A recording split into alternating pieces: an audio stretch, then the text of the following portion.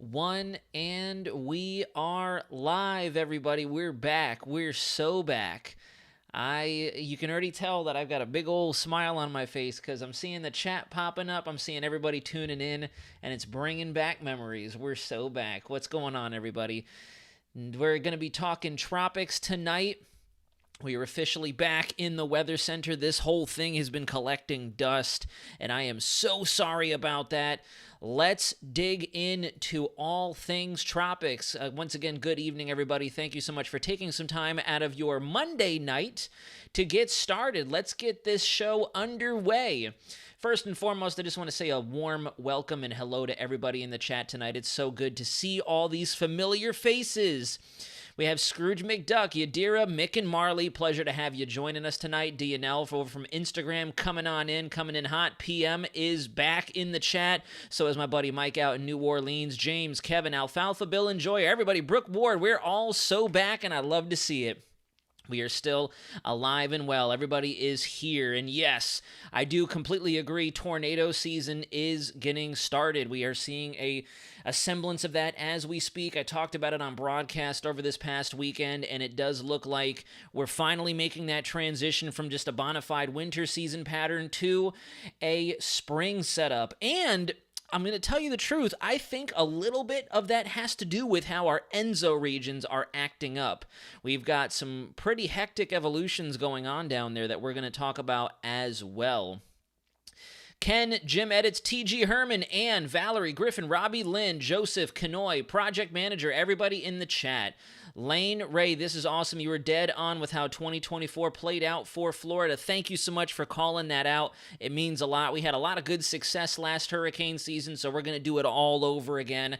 And let's go ahead and rock in. Before we get into the full breakdown, some housekeeping. I have a little itinerary here so I can stick to the structure. First things first, welcome back, everybody. Welcome back. We are going to get a lot more consistent because we are now within less than 100 days to the start of the 2025 hurricane season. So no ifs, ands, or buts. I don't care how busy I am. I don't care how ridiculous the schedule is. I don't care how wild Mother Nature wants to do the most. We're going to be in here cranking out tropical updates, cranking out weather updates. That being said, we're going to do things a little differently tonight, and I promise I'm not going to talk too long on this, but I'm going to start to break these tropical segments in. Instead of blasting you all with an hour, almost 2 hours worth of information, we're going to step through things together. This way, I am constantly on camera having these conversations with everybody, okay? So tonight, we're going to break down some of the stuff we missed during the February outlook that I never did, and I'm so sorry about that. We're also going to talk about where we stand currently in terms of the tropics, our teleconnections, our ocean configurations out there, and my initial thoughts on what the hurricane season looks like. Then a couple days from now, once we get our latest European seasonal information, which I'm actually very curious to see, because now we are in range to start getting a bit of a vibe and a feel for what the models are thinking for the Atlantic Basin. There's already a piece of the puzzle I want to show you all tonight that kind of jives with what we've already talked about from January. But with that being said, we're going to do another live stream shortly down the road to talk more, and then after that, a few more days after that, we're going to do another discussion just to make sure that the content flow is there. And this way, I'm always popping up on camera. There's no latency, okay? So, good evening to everybody else who's joining in. Ale Ant Will 07. I think we will see the 15, 18 named storms, 7 to 10 hurricanes, 4 to 6 major hurricanes, and there is also a tornado outbreak that is moving east. I can definitely agree with the 15 to 18 named storms. I personally could even see a bit higher than that, and I'll talk to you about why. I'm not saying that this is going to be a hyperactive, crazy season, but with what we have going on in the Atlantic Basin, I do believe, and I spoke with Dr. Phil Klotzbach, I do think we are going to have some subtropical mess out there, some subtropical nasties, just based on what we have sitting out there currently. So let's get started. This is what we have right now. You can see the Atlantic Basin in the tropics is quiet as expected. It's only March. We're not there yet. We're not holding on to our butts quite yet. The MDR especially has had some very interesting changes over the last month and a half since we last met. It's actually relatively cool in comparison to the rest of the Atlantic. It's very interesting. We have a lot of Saharan dust. We have really good trades coming off the west coast of Africa, and I think that's why we're getting some upwelling near the Cabo Verde Islands and into much of the western, I should say the eastern and central tropical main development region. We have a lot of dry air out there for the Caribbean, and then obviously the elephant in the room for us CONUS folks is this guy, this big old thing that's just acting a fool over there, coming out of the Rockies right now. You can see the parent low pressure over the front range of Colorado. My buddies at the 25th OWS are probably going nuts with this. Same with the 15th OWS in the Midwest and the 26th out of Shreveport, Louisiana. We're looking at a very bona fide, significant weather event, a springtime weather event across Dixie Alley, the Deep South, and into the Southeast. I really do think, and I've been fervent about this, if you watched my live streams over on News 6, watched any of my social media updates, I really do think we're going to get some severe weather down here into Central Florida. The East Pac also has lots of moisture down there. We have a little bit of a subtropical jet presence, and I do think that's because our 1+2 ENSO and our 3 ENSO are actually cranking. They are in El Nino territory. Let's get on over to that right now. So here is our latest surface temperature anomaly chart. And there's a couple glaring things I want that going to pop out to me that I want you guys to pay close attention to. We're going to work left to right. First and foremost, the Indian Ocean, still in a negative phase. We still have our cooler waters on the western side of the Indian Ocean basin, which is going to help with tropical Atlantic activity once we start getting into the hurricane season. Our climate models do think we're going to stay in a negative phase of the Indian Ocean dipole, the IOD, one of the teleconnections we use to forecast, at least kind of get a feel for tropical Atlantic activity. Another thing as well, up here, we have a bit of a negative PDO still in effect, albeit we're losing the eastern side of it. If you notice, our cooler anomalies off the North American west coast have dissipated some. We're losing that coupling between what's left of our La Nina and the PDO up there. And we're actually starting to develop more of that cooler horseshoe mixed in with the warmer anomalies off of Japan, the coast of Asia, Russia, into the maritime continents down there. So that's also very interesting. And then finally, last but certainly not least, a couple of small key features for the Atlantic. Let's not forget to mention our eastern ENSO regions are going nuts. Right now, La Nina has fully collapsed. The 1+2 is absolutely bonkers. I believe we're at like a 1.5 plus positive anomaly right now. That's how warm it is just off the coast of South America, which is going to have implications on our tornado season. I don't care what anyone out there says. The fact that the Gulf is as abnormally warm as it is, I'll try to zoom it on in so you all can see real quick. Let me go ahead and zoom it way in, and then I'm going to move the page over some, Jover some. There we go. So if you look, the Gulf is very warm. The shelf waters on the west coast of Florida are definitely cooler, and then you could see a bit of the influence along the shelf waters of the southeast from the eastern tip of Florida up through the Carolinas interacting with the Gulf Stream, but especially the Gulf itself is very warm. Very warm. And then look at this large chunk of abnormally warm sea surface temperatures right through the 1+2. And then the 3. Our 3-4 is right in through here. The 3-4 is starting to see a bit of that begin to change over. The 3-4 is falling apart. The 3-4 technically is already right on the threshold of going warm or cool neutral. We are no longer really in a La Nina. And that's another reason why I want to keep these live streams cranking as we go through this month, because I'm very curious to see what the IRL and what NOAA does as we go through the middle portions in the latter half of March and they release their latest ENSO evolution update discussion. On top of that, we have a bit of that same horseshoe impact or influence off the eastern United States that a lot of us were discussing last hurricane season. To tell you the honest truth, I'm not paying too much attention to that anymore because last hurricane season, everybody was very fixated on that and it changed at the last second. It changed at the last second, and that kind of dorked up a lot of the things we were expecting to happen across the Atlantic.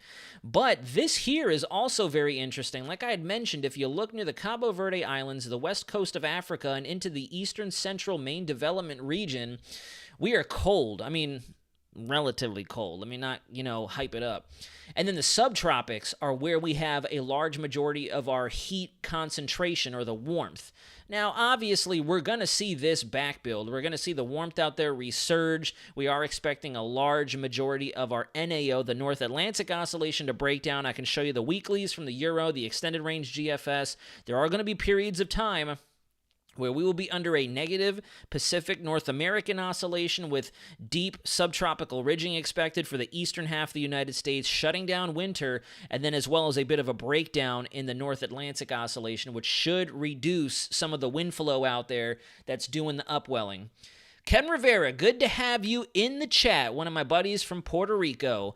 Glad to have you join us because, truthfully, if there's anybody out there watching from Puerto Rico, and I know there's a select few, at least I hope they are, Puerto Rico is going to have to be on watch this hurricane season. I really do think so, and I'm going to tell my aunt and uncle out there and the rest of my relatives, too, when I get the chance to speak to them or go see them, that we're going to need to pay close attention this hurricane season. Here's a look at where we stand for our sea surface temperature average in the North Atlantic, and already, even though we've seen a cooling trend, we are definitely much cooler out there, we are still second warmest on average on record for the Atlantic, and we're not to the point yet where we start warming up. You can see this is 2023, where it got outlandishly warm as we went to late April into May. 2024 was technically the warmest on average, and 2025 is hot on the trail, and we are going to hit that surge in potential warming as we go through the month of April. And it's going to be very interesting to see what ENSO does, truthfully. Supernova 22, first of all, welcome in, and I do completely agree with you. That's another reason why, low-key, I'm excited about this hurricane season, because last hurricane season, we all mentally went into it like gangbusters, 2020, 2005, we're going to go crazy, everybody's getting hit, hold on to your butts. And that didn't happen. There were a lot of chinks in the chain. There were a lot of monkeys in the wrench. And we had to kind of double back on ourselves and figure out what went wrong. This hurricane season, there's a lot of moving pieces, and we already are seeing them.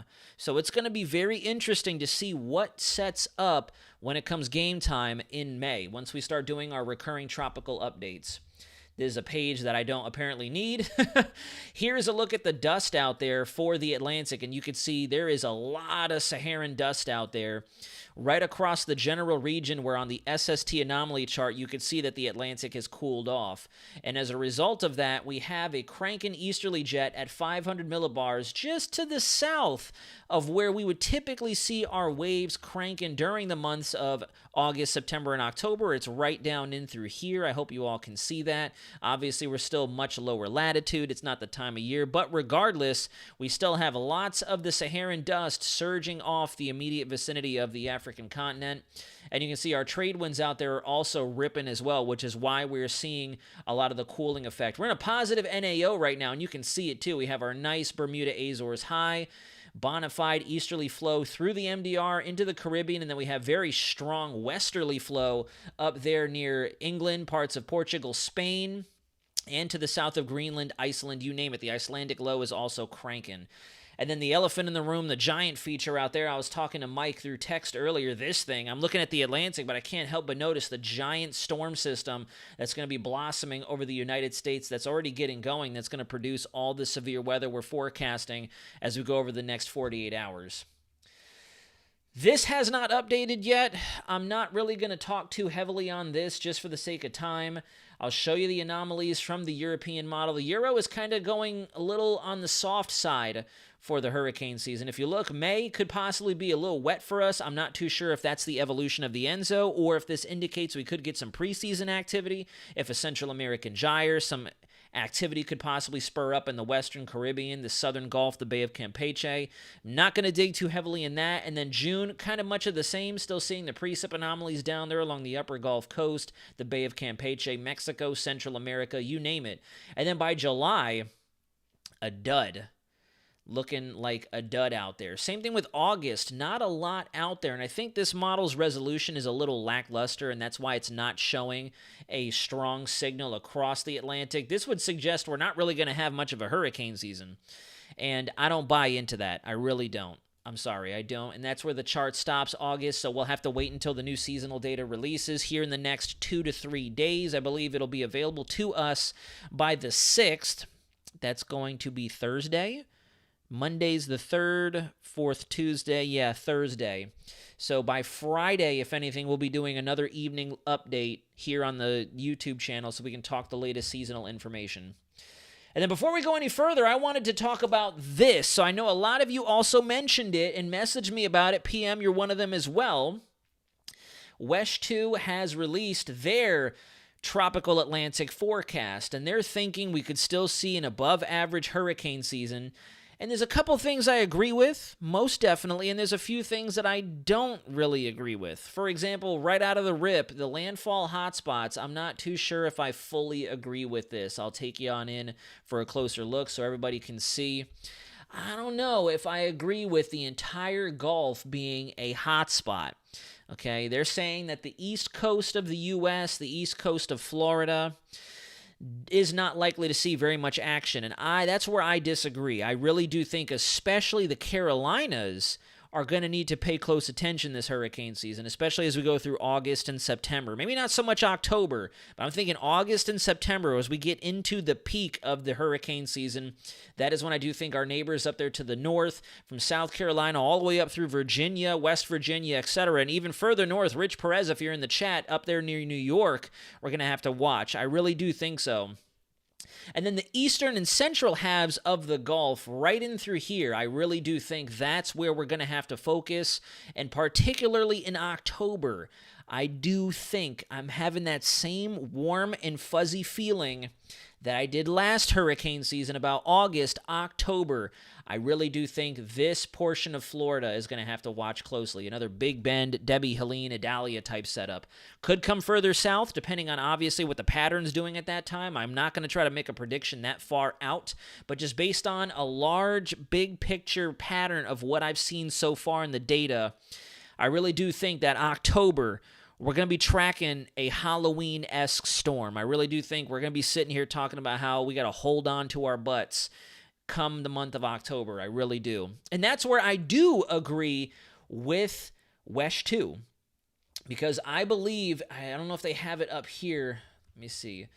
I don't think they have the graphic put in here, but I did notice during this interview with Eric Burris and a few of their anchors that he'd mentioned the same thing. As we go through mid to latter October, that's when Central Florida and Northwestern Florida is going to have to pay very close attention. That's based on their LASAX recurring cycle information and forecast that they put out. This is kind of a breakdown of that. You can see in October, they're putting a low-pressure system possibly into southern Texas. And then even as we go through November, they're thinking we could have a low-pressure system form in the same general area as Milton did, and Francine move back towards the east, headed for Central Florida. So I don't know. I think the biggest thing I agree with is going to be Florida needing to pay. There it is right here. October 26th. Perfect. So it is in here.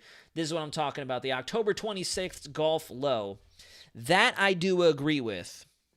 No kidding. I really do. That's the warm and fuzzy feeling that I get. So we'll see how that pans out.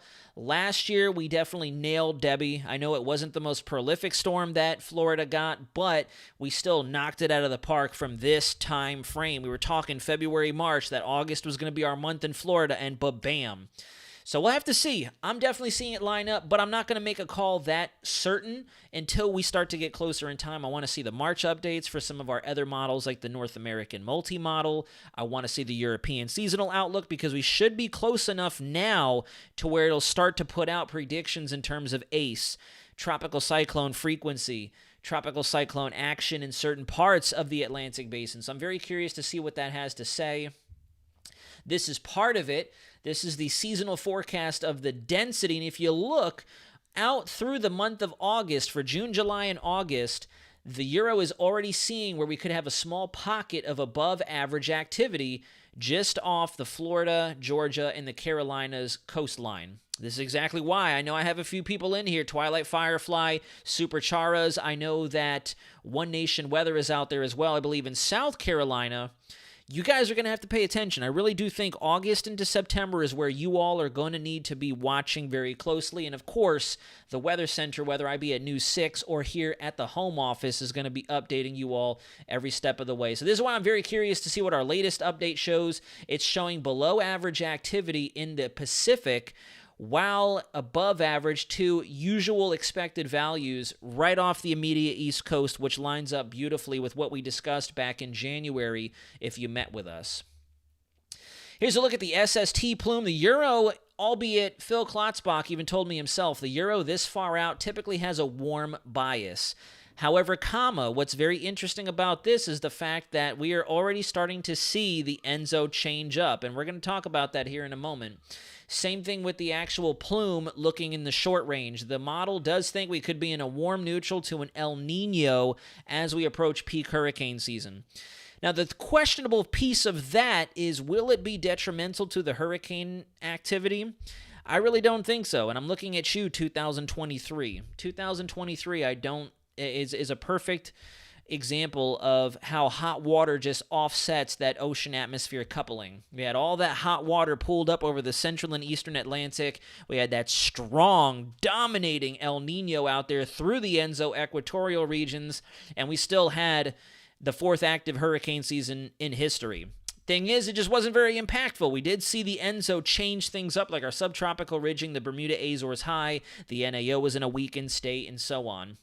And I do think we could see a mixed representation of that as we go through this hurricane season. This isn't updated. This is the last one of the Euro seasonal data that I'm going to show you. This is our accumulated cyclone forecast, the ACE forecast by the Euro. And as we start to pull away from the southern hemisphere tropical action or the tropical season, we're going to start to finally get some output from the Atlantic. So I'm very curious to see what this shows March, April, and so on and so forth. We'll do a deep dive on this during our next live discussion. Now, again, we're going to talk ENSO evolution. So if you look at the 3-4 region, this is wild.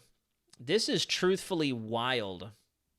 The fact that we immediately skyrocketed out of our La Nina through the month of February, and technically speaking, where we sit right now, we're in a cool neutral. So that's also very interesting. We're in a cool neutral right now, and the same can be said for the 3 region. The 3 region is in the warm neutral territory. Don't pay too close attention to how high the line is here. If you look on the left-hand side at the actual y-axis of the chart, it's not in the same increments as the 3-4. It's in 0.2 increments. So it looks like we're in El Nino, but we're not there yet. We're in a warm neutral right now per the 3. But then this is where it gets very interesting. If I go to the 1+2 off the South American coast, bam!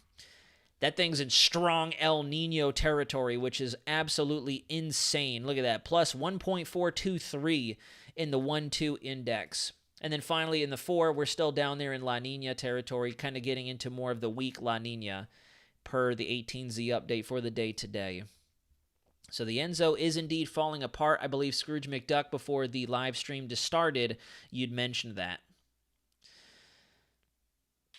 I think from May to July, we will be in a warm neutral. Then August to December, I expect an El Nino. It's possible. It's definitely possible. I do think we'll be more in the neutral, warm neutral territory. We'll see, though. We'll have to see what happens over the Central Pacific, because we do still have some deep, cool waters out there. Albeit, the trade winds are starting to relax, and we're seeing everything starting to warm up.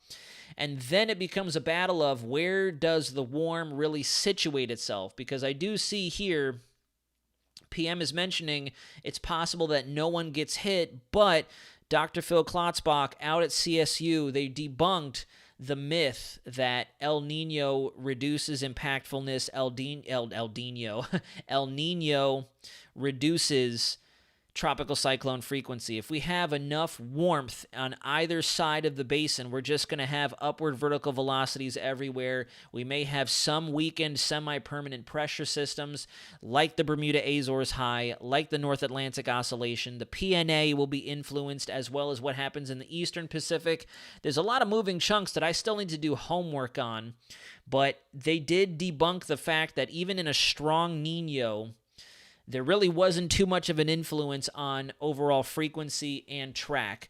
The biggest thing was because the NAO was so weak and we had such warm subtropics and tropics out there in the MDR, that's why everything just kind of skyrocketed away from us. We didn't have very many homegrown systems, which, believe it or not, that's what WeatherBell is thinking we're going to have an issue with this hurricane season off the East Coast and in the Gulf. That's what Wesh is banking on as well. Lots of action near Central America, lots of action in the Bay of Campeche, very similar to what we saw with Francine, Helene, Milton, all those guys.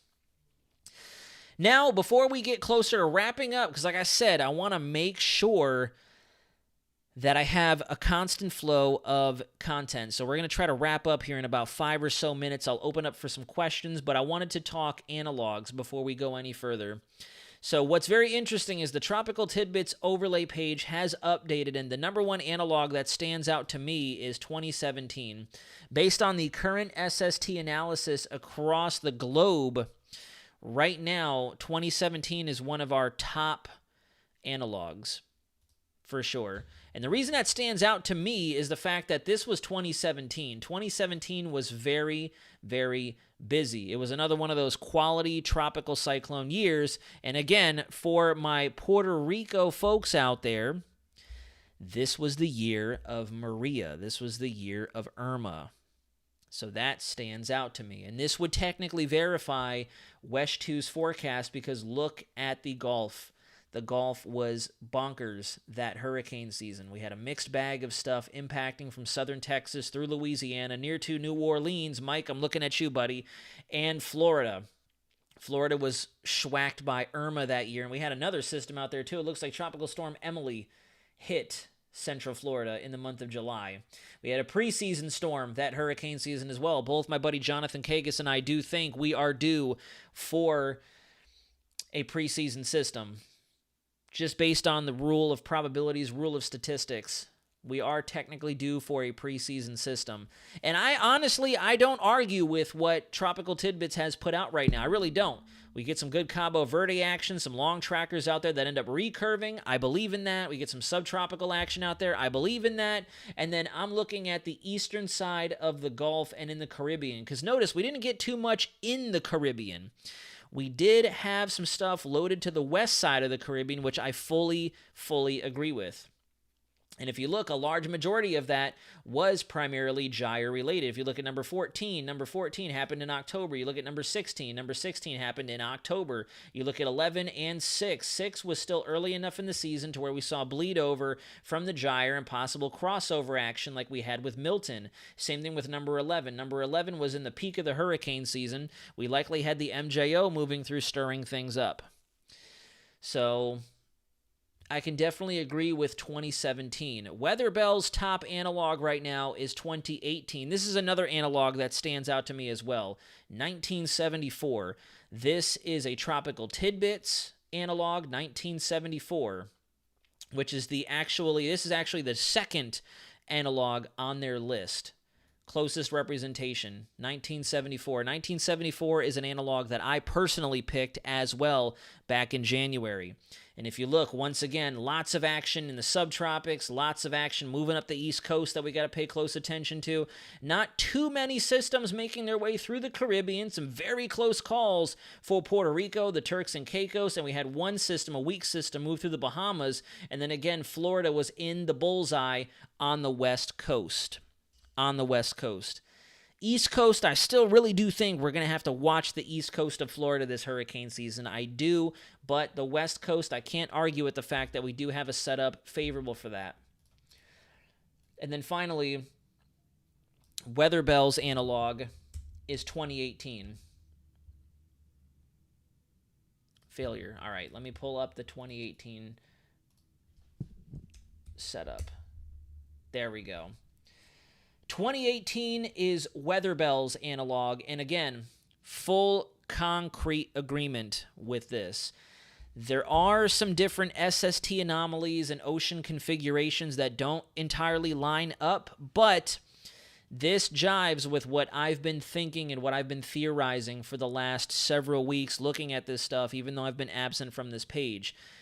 A ton of subtropics action out there, a ton. Between the Azores and the Cabo Verdes, a lot of subtropical action. Most of it being slop. We're not going to get a ton of very quality tropical cyclones out there. If you look, a large majority of them maybe made it up to Cat 2 strength, and that was about it. None of them actually achieved major hurricane strength. So I do think that is going to be a characterization of this hurricane season if the warmth stays consolidated to that point.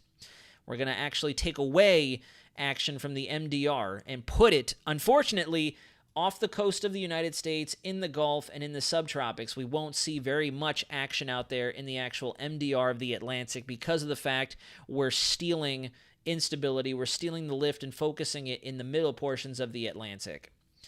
And then obviously in 2018, the most notable storm was in fact Michael, the gyre system that hit right before Halloween 2018 hit theaters. And if you notice, once again, the Panhandle, Big Bend of Florida area to about the tip of New Orleans, Louisiana, Mississippi, Biloxi, Gulfport, and Alabama, that there is what I envision for 2025. I can see that for sure being a thing. I can definitely see that. That is what I envision, at least where we stand right now. There could still be some deviations. There still could be some changes. But this is what I do believe 2025 could look like. I do agree with 2018 as an analog. Now we just have to wait for CSU in about a month's time to release their analogs, release their discussion. I will likely be going to the New Orleans Hurricane Conference so I can speak with him personally once again. It's beautiful. Him and I actually have an open line of dialogue. It's great. We'll bounce information off of one another, so that's another great, I wouldn't even say great, that is another perfect subject matter expert that I can jump and throw some of my theories out to him, have a collaboration, and then bring that back to you all and break it down and explain it so we can all be on the same page. I love that. I love the opportunity that News 6 has provided for me, and I can't wait to continue to conversate, do another interview, do another discussion with him in April, in about a month's time. So, yeah, that is where we will start to kind of conclude. We've got a couple of analogs that are in the mix. I believe for me, I also had 1968 as an analog, from what I recall. I couldn't find my notepad where I had that written down, but 1968 is another analog for me. And, you know, it goes without saying, 1968, well, shoot. And I promise I didn't take 1968 just because of all the Florida impacts, but 1968 is an analog just based on what the SST configuration was out there in the tropics, as well as across the rest of the Pacific, the Indian Ocean, the Northern Hemisphere. 1967 is an analog from Tropical Tidbits. 1967 wasn't not 19,674. That was definitely my cord that got in the way. Sorry about that. This was 1967, and I can kind of see this happening too. Again, the Carolinas, we're going to have to watch that very closely. Not too much in the way of subtropical action, but some long trackers that came off of Africa and found the weakness in our subtropical ridge out there, and a couple of long trackers that did move through the Caribbean, come very dangerously close to Puerto Rico, Hispaniola. I don't think that this hurricane season is going to be similar, very similar, I should say. There will be some similarities because we won't have completely changed. But I don't think, in comparison to what we were predicting for 2024, where everything's just headed west, like barrel, like we saw with all the systems that formed down in the Caribbean, in the Bay of Campeche, I don't think this hurricane season coming up is going to be just full-on, everything's heading west, everything is hitting something. I do fervently believe we are going to have a number of fish storms this year, where even though all the other folks are out there talking, like, oh gosh, like with Lee and Nigel and all them back in 2023, we're going to have a number of those, but I do believe our folks out there in the Carolinas, we here in Florida, and the eastern half of the Gulf, not saying that we can't see any early or late season stuff for Texas and Louisiana, of course, but I think if I had to give my hot spots, I really do think West Florida, Big Bend, Panhandle particularly, New Orleans, and everywhere in between there in the eastern central Gulf is going to be an area we have to watch. Cape Hatteras, the Carolinas, Virginia, etc., the mouth of Chesapeake Bay, we're going to have to watch that area closely for tropical action. And then there's going to be a lot of recurvers. There's going to be a lot of action out there forming up in the subtropical basin and just kind of doing whatever it wants, adding to our named storm numbers. Saharan air, we're going to have to watch that closely. We'll have to start to kind of dig into that by the time we get into late April and May. Being as far away as we are, we can only look at big picture patterns like the North Atlantic Oscillation. And I do think that also played a role in why the Saharan dust was so off the chain last year, because we had a very dominant high pressure over the Atlantic driving things west. And as a result, it amped up our trade winds. It helped to interact and kind of create a tighter gradient with our easterly jet over Africa. And that's what I do believe also contributed to that northerly lift in the ITCZ. It also contributed to a lot of the dust, the wave breaking that we saw last hurricane season. And I don't think that's going to be as big of a role this time. We're going to have the dust. Obviously there's Saharan air season for a reason, or the dust portion of the hurricane season, but I don't think it's going to be as immense and as crazy in terms of impacting how much activity we get in the Atlantic, especially in the subtropics. But all right, everybody, like I said, we're going to cut this off now so I can come back to you all. I'll probably build the stream sometime on Wednesday or Thursday, schedule it for Friday. And we'll be back to talk all the latest Euro seasonal data. This will give me some time to also dive into that, take a look at what some of the new variables look like, maybe touch base with Phil and see what he thinks. And also make sure I'm touching base with Jonathan, getting his thoughts so I can present them here. I'm going to try to bring Jonathan in on a live stream as well so we can all talk. This way we're all together discussing the hurricane season. I think that'd be outstanding, especially if he's in News 6 in the evening like he usually is on a weekday. I can bring him in through vMix or vice versa, and we can all talk about it. Central America is going to have to watch. I really do think, yes, definitely. We're definitely going to have to watch. And yes, I do agree. The positive Atlantic meridional mode, the AMM out there, results in the ITCZ being further north. And that's what's going to be interesting is right now we have those cool anomalies off of West Africa, so that also might help to keep it sandwiched further south. It'll actually create some localized high pressure and sinking action as well, which could definitely influence where we see our development. It could be further to the west, to where it doesn't really have the chance to escape out if we have a weakness in our ridge over the subtropical Atlantic. So that's also going to be interesting. We have to see if the temperatures backbuild or rebound out there over the Atlantic MDR. I don't think so, Daddy Shark. I really don't think so, the warm neutral, because we already have such a warm Gulf itself that also is going to provide us with our own localized lift, etc., and all that. And we'll talk more about that as we go forward in time. Had a more accurate forecast. Oh, that's a good question, Kevin. Let me write that down. I want to look that up, because I know that unfortunately CSU definitely was a little too high. NOAA was a little too high. I want to say TSR was definitely too high. Weatherbell was way too high with their 30 named storms.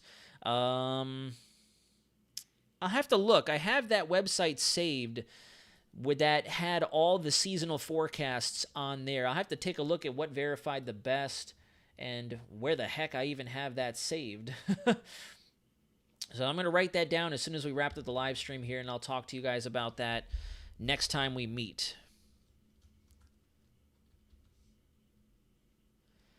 Yes, maybe not tornadoes here in Central Florida, but we will probably see some thunderstorms on Wednesday. And then we'll have to watch closely for our friends and neighbors up there in Louisiana, Mississippi, Arkansas, everybody up there in Dixie Alley, the Deep South.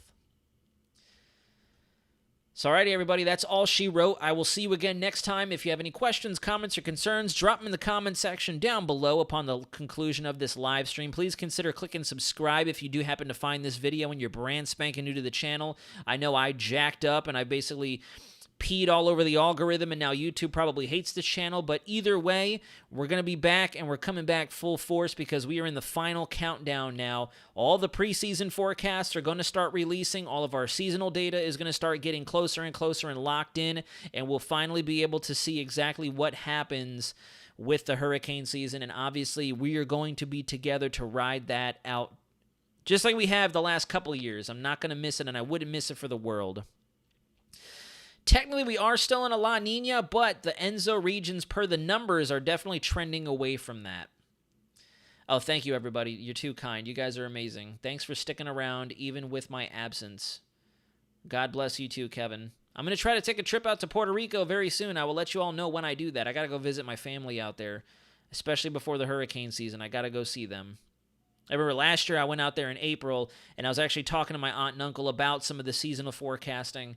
And I'm glad I did, because Ernesto came very close to you guys.